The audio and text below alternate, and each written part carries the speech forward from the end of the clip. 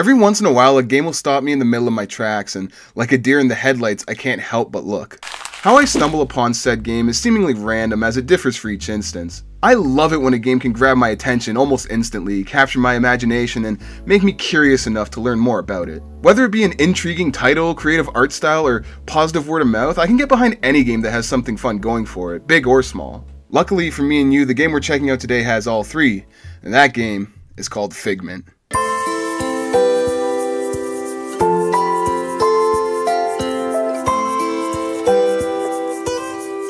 Figment was developed and published by Bedtime Digital Games out of Denmark. They have a couple other games in the open market outside of Figment. Chronology is a puzzle platformer with a heavy emphasis on time manipulation. Back to Bed is a puzzle game with really surreal graphics that make me feel like I'm on an acid trip. Figment is considered by many to be the team's biggest and best game, so let's jump in and give the game a shot, shall we? Upon starting the game, we're greeted with one of the strangest menus I've seen in recent memory. There's nothing necessarily bad about it, but I feel like I'm browsing a DVD menu in 2001. After pressing start, you're taken to the real menu. So, what the fuck? I would like to say before formally starting this review that this game is very story heavy, so massive spoilers incoming. If you're at all even slightly interested in trying this game out, even a little bit for any reason, I highly encourage you to play the game yourself instead of watching this review. It's more than worth it. This is a game where the first playthrough is the best playthrough, and I can't stress this enough. You've been warned. With that out of the way, let's continue. Once our journey begins, we see a cutscene while credits roll. I kinda hate this a lot, actually. The credits being shown during what is essentially the opening intro to the game is incredibly distracting. I can't really immerse myself to fully digest what's going on. Anyways, the scene unfolds on a rainy, dark drive with a young child playfully arguing with her parents when all of a sudden... Shoot. What? Oh crap!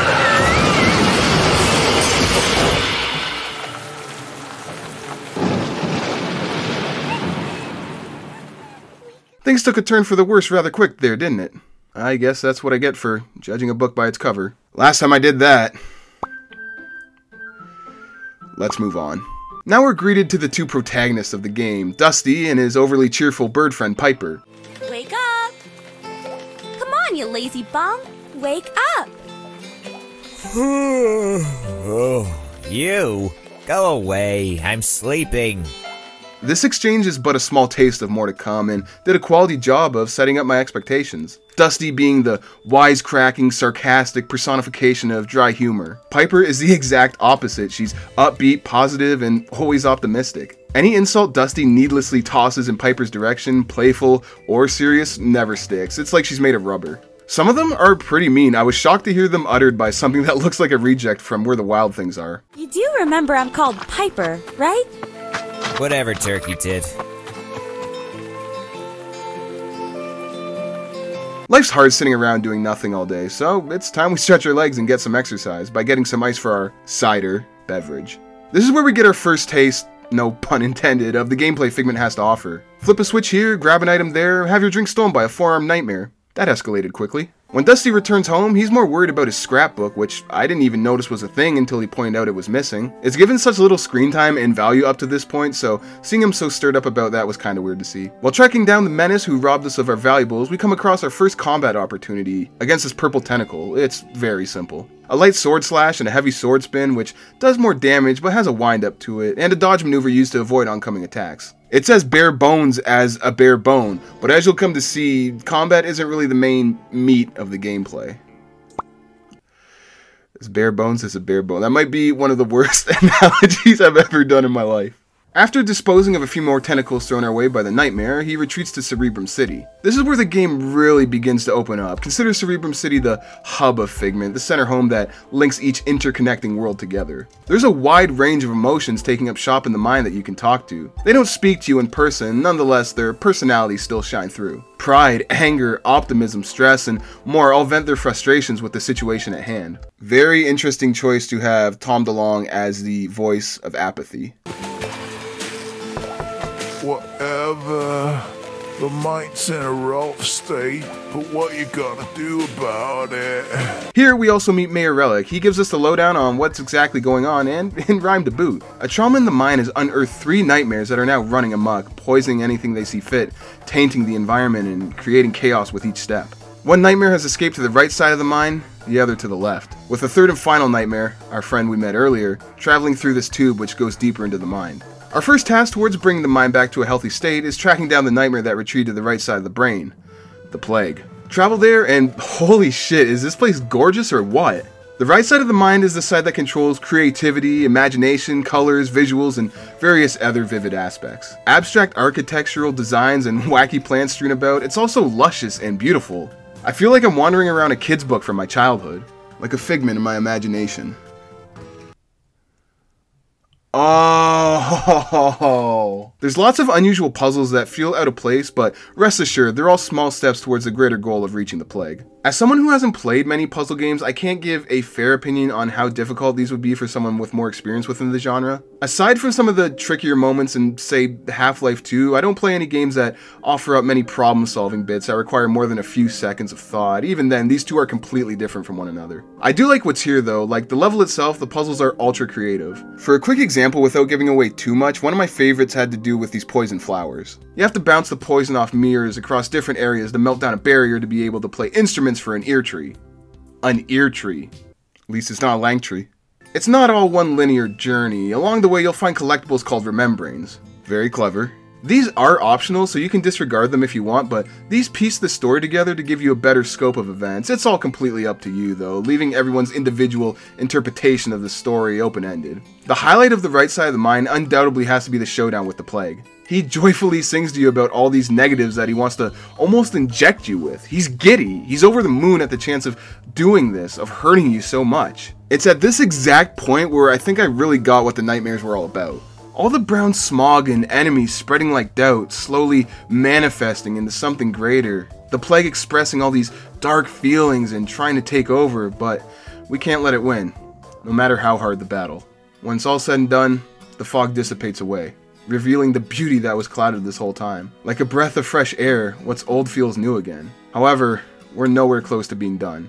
After destroying the plague's mask back in Cerebrum City, we now have access to the left side of the mine, better known as Clockwork Town, to track down nightmare number 2, the Spider Lady. Like the right side of the mind, the left side has specific key things it controls as well: analytical thought, planning, ordered sequencing, and rational thought.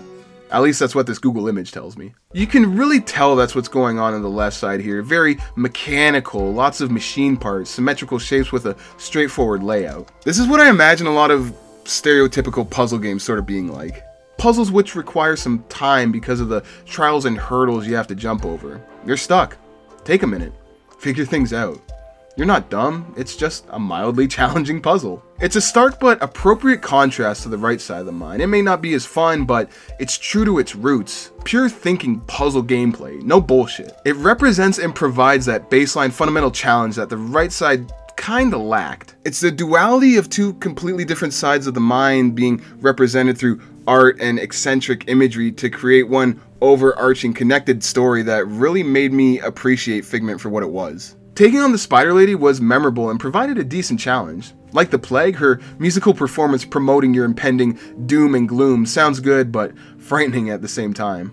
Once again, without spoiling too much, we have a fun little boss fight on our hands. Look at this, it's madness. Whatever. That was both absolutely brutal and amazing at the same time. Arriving back at Cerebrum City to destroy the Spider Lady's mask, and we can head through the gate to find the third and final nightmare, the one who brought us here in the first place, the fear of loss. We arrive in a place called Ascension, the final stretch of our journey.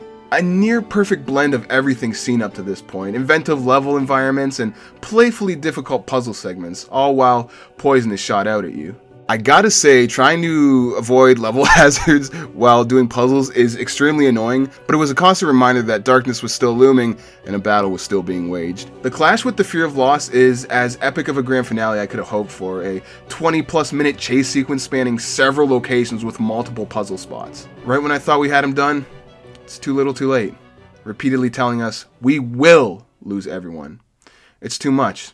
The clouds roll in, and my FPS goes to shit. Dusty gives Piper his final goodbyes. We get it! Everything dissolves in time, but things still count while we're alive.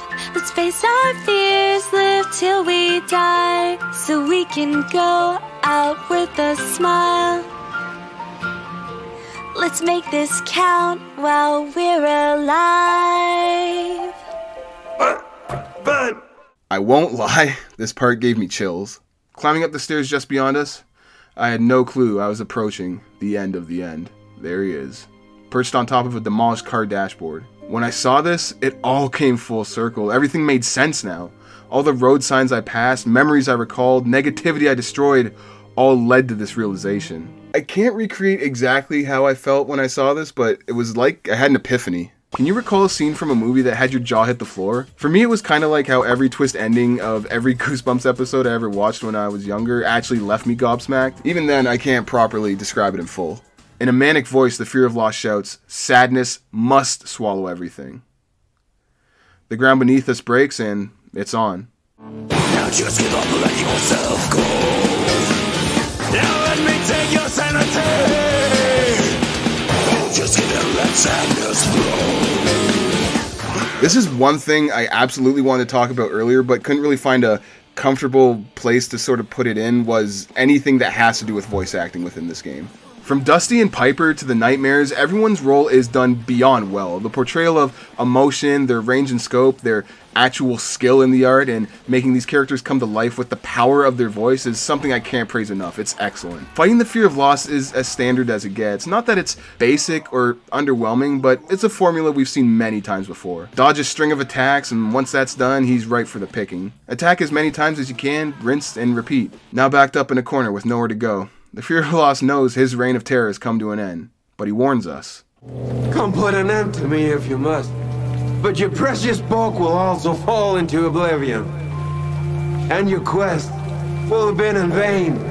Eventually, I always win. Do you do it? Do you kill the Fear of Loss? Knowing every memory you've ever made and every experience you've ever had until now is gone? Just like that? Sleep tight, Nightmare. Take that, Dr. Dread! Oh no! Dusty! Your scrapbook! Don't worry, I'll live. After conquering the Fear of Loss, we once again press forward. With sirens blaring in the background, we slowly travel to the Cortex connector. Represented with a red phone, it's time to give the mind a wake-up call. Hey you! Mind! It is time to wake up and face your fears. Everyone feels doubt when confronted with the unknown. It's so easy to get overwhelmed by distress and adversity. But hiding away doesn't solve anything.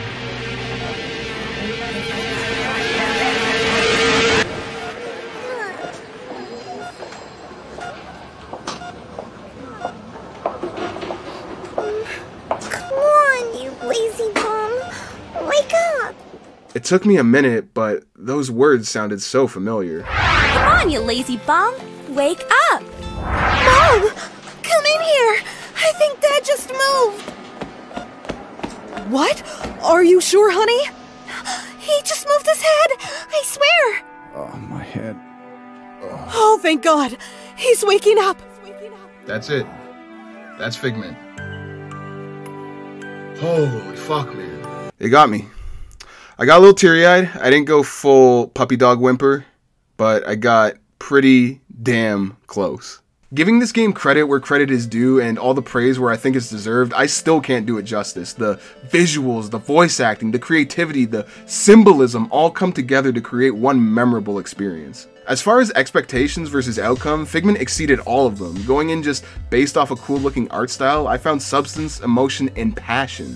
Everything the devs were going for in this game, I got it. I just got it. I got it in ways I wasn't expecting and was left with a pleasant surprise. Figment really reminded me of why I even love video games. It's one of the best games I've played in literally years. You know, this game was really hard to review. Like I said earlier, this game is very story heavy. So much of the enjoyment I got from Figment had to do with the story, and it was hard to convey why without straight up explaining what was there and how it affected me, but hopefully I didn't drive any of you away from actually wanting to play it. I absolutely adore Figment, and I would give anyone who is willing to listen the recommendation to go ahead and play this game, even though I know that this style and type of game isn't for everyone. Before we wrap things up, there's something I wanted to bring up. Remember the menu before the menu I mentioned at the very start of the video? If we go back there's a few cool things to check out. Bunch of cool fan art, a time-lapse video of one of the Remembering art being fully worked on. Neil Sorensen, who did the voice of the Plague, as well as story design, level design, sound effects, a huge chunk of the game, has a video of him performing the Plague's boss fight theme live, and that was pretty cool to watch. But holy shit, there's a sequel coming out. Did I pick a good time to play this game or what? Figment Creed Valley is slated for a coming soon release, which... okay. I can't wait to fucking play it, man. I think I'm going to try to intentionally avoid any information on it to have it hopefully be as good an experience as Figment was going into it with almost no information, so fingers crossed that it works out for the better. So yeah, before this game makes me cry again, give it a shot if you think it looks like it's anything fun, and I hope you guys enjoyed this video, and I hope I can see you all again soon. See ya.